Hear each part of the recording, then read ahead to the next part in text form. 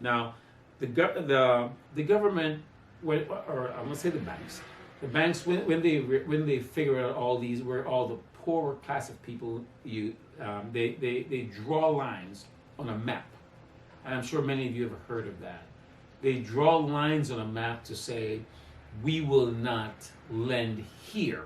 So if a person want to buy a property and they're in that particular block or area, it's so much harder for them to purchase a property.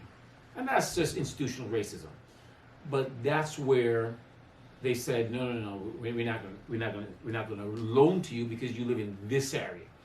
So the government draw boundaries around neighborhood based on residential race and depriving them of resources and opportunity, effectively racializing poverties in cities across the U.S. This is structural racism, where racism is built into the rule of society. So, as I just said, it's structural racism, but that happened in the 1930s. Now,